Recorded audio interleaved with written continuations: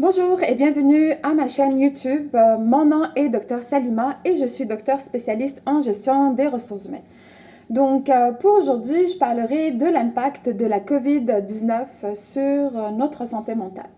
Donc, c'est sûr, vous allez vous poser la question, quelle est la relation entre santé mentale et gestion des ressources humaines? Tout simplement, si vous avez une organisation, le succès de votre organisation est basé sur vos employés. Et aussi, si vous êtes un employé, c'est sûr que si vous souffrez de problèmes de santé d'ordre psychologique, de problèmes de santé mentale, vous ne serez pas en mesure d'être performant au sein de l'organisation. Vous ne serez pas en mesure de réfléchir sur les meilleures façons de développer vos compétences, surtout en ce moment, et surtout pour les individus qui ont perdu leur poste. C'est très important de prendre en considération cet impact sur notre santé mentale. C'est sûr que lorsqu'on parle de la COVID-19, c'est vraiment une source de stress pour tous les individus. C'est une crise, c'est une première en termes de crise et aucune personne ne sait quand est-ce que cette période va finir. Donc là, on est dans un contexte vraiment d'inconnu. Je dirais la seule certitude, c'est l'incertitude. Donc on ne sait pas à quel moment ce virus va finir, on ne sait pas à quel moment, on ne sait pas aussi à quel moment tout va s'arrêter. Et puis là, on va reprendre une vie normale. Du coup, c'est sûr que ça peut peser lourd sur le plan psychologique pour tous les individus.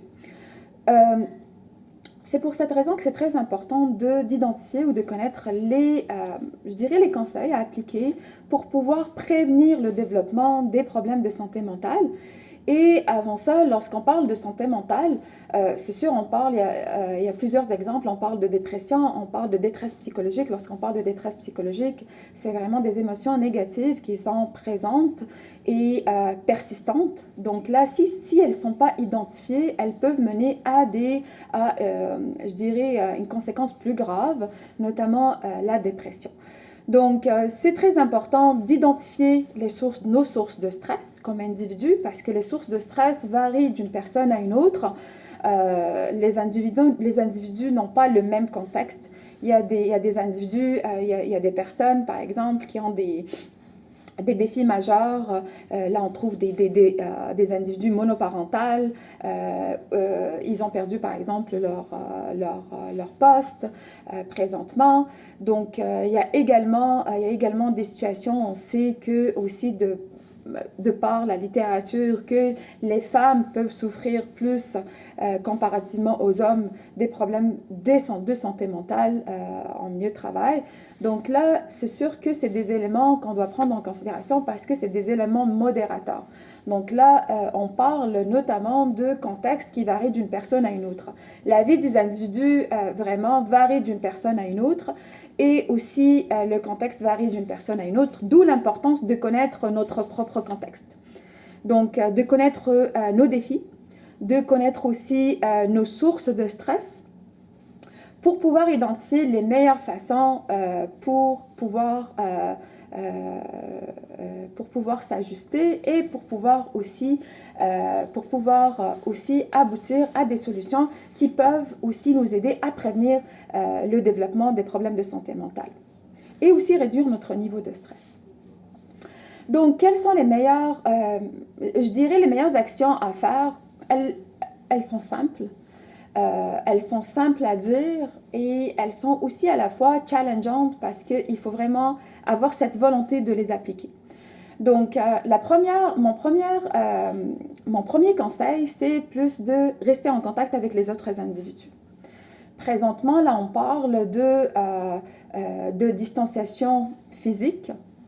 Donc, c'est sûr, si on compare au tout début avec le début de cette pandémie-là, il y a eu beaucoup de restrictions. On parle de confinement, les gens ne pouvaient pas sortir à l'extérieur. Donc là, présentement, dans les différents pays, donc là, on parle beaucoup plus de distanciation physique. Les gens peuvent sortir à l'extérieur dans certains pays. Et ils doivent respecter cette distanciation physique. Donc, c'est sûr que toute cette situation peut être une source de stress élevée pour l'individu. Donc, il aura probablement tendance à s'isoler, à éviter le contact avec les autres individus, surtout s'il a perdu son travail. Donc là, du coup, il y a plusieurs sources de stress qui peuvent l'amener vraiment à vouloir s'isoler. C'est vraiment très déconseillé. C'est très important de garder, de maintenir un contact avec les autres, avec les membres de votre famille, avec vos amis, avec vos collègues. Donc là, premièrement, là, vous allez ventiler. Dans le fond, là, vous allez parler de vos émotions, vous allez parler de ce que vous ressentez, vous allez aussi échanger des idées. Probablement que vous allez trouver d'autres personnes, peut-être qui souffrent plus, ou peut-être qui sont dans des situations qui sont encore plus difficiles. Comme je l'ai déjà mentionné, la situation, donc là, chaque individu a son propre contexte. D'où l'importance de communiquer avec les autres.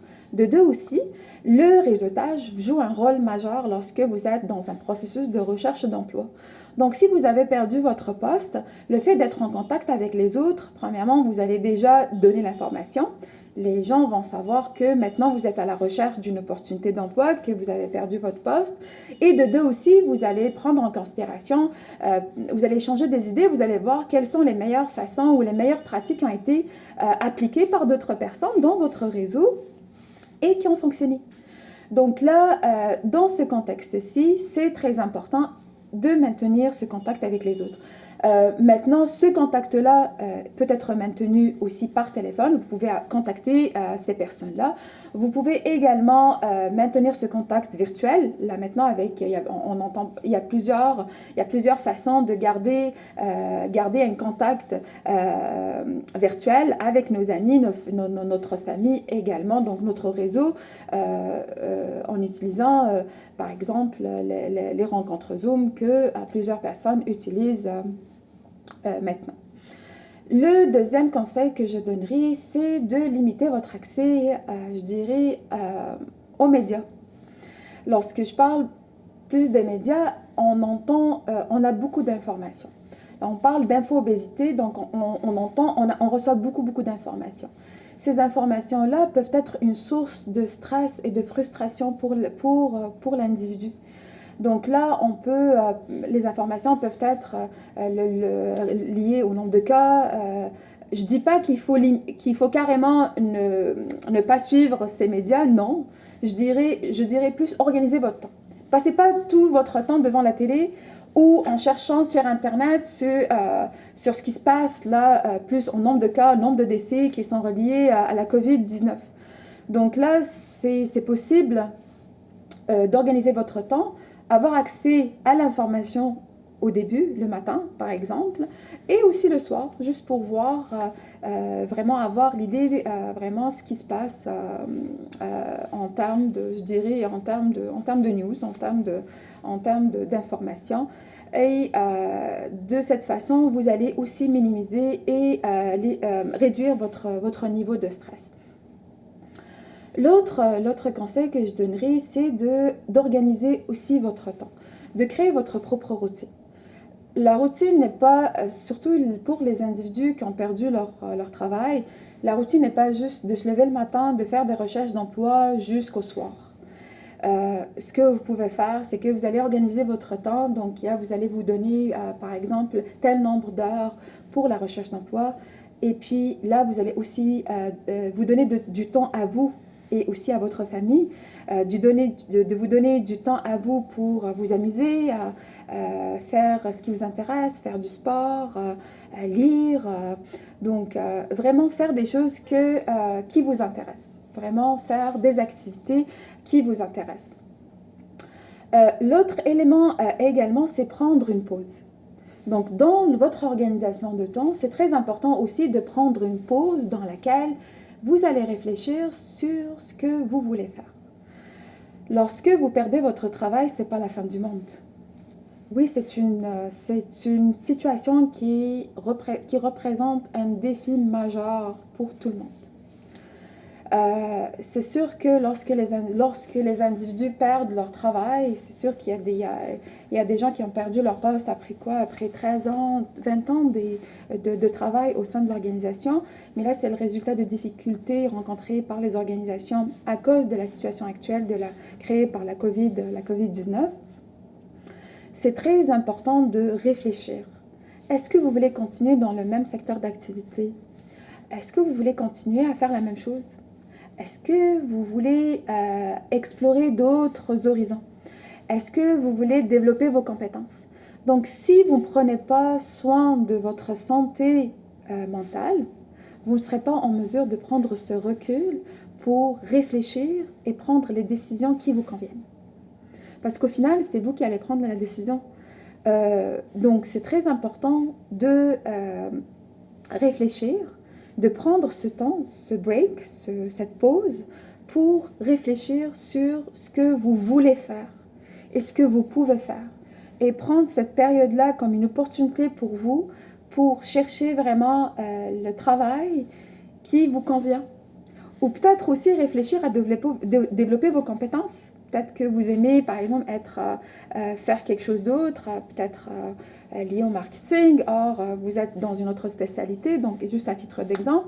Mais si vous ne prenez pas le temps d'y réfléchir, vous serez juste dans une routine que vous n'avez pas organisée. Et puis là, le problème lié à la COVID-19, puis n'importe quelle pandémie, c'est la peur. Les gens vivent dans une peur. Il y a certaines personnes qui ont peur de sortir, de sortir à l'extérieur. Et qui ont plus peur lorsqu'ils voient des membres de leur famille sortir à l'extérieur. Donc là, du coup, il n'y a pas de sérénité. Donc, c'est un niveau élevé de stress qui peut miner leur santé mentale. Donc là, s'ils ne trouvent pas des moyens pour vraiment dépasser ça, donc passer à travers ça, sans pour autant laisser leur santé mentale, c'est sûr qu'à la fin, vous serez en mesure de vraiment trouver le travail qui vous convient, mais aussi également tout en protégeant votre santé physique et votre santé mentale. Le conseil aussi le plus important, c'est que si vous considérez que vous n'êtes pas en mesure de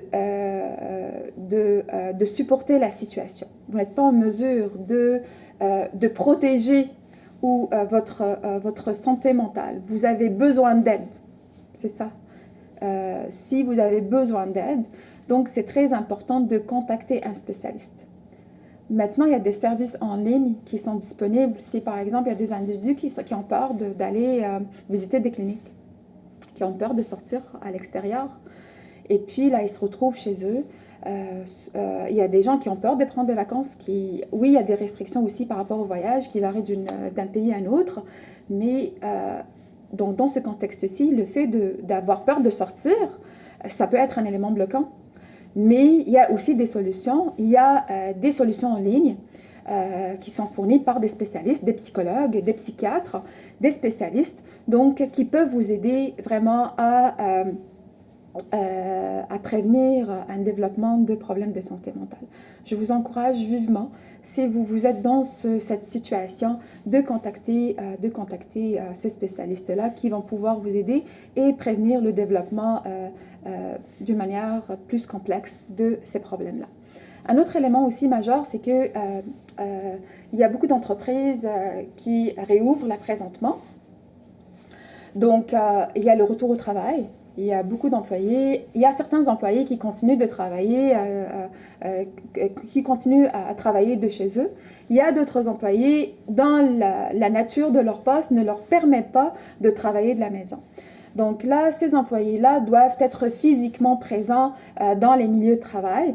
Puis dans ce contexte-ci, si vous avez souffert de problèmes de santé mentale durant cette période de confinement, si vous avez souffert de problèmes de santé mentale avant le retour au travail, c'est très important d'en parler avec votre superviseur, votre manager.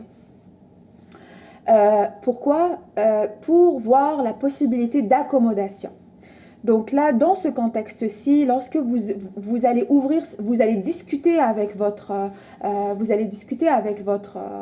superviseur, il y a une possibilité de réfléchir aux meilleures façons de reprendre votre travail graduellement.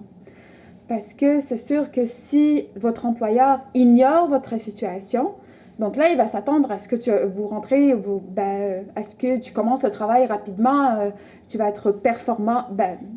Je dirais beaucoup plus, là, le retour au travail se fait sans aucun problème.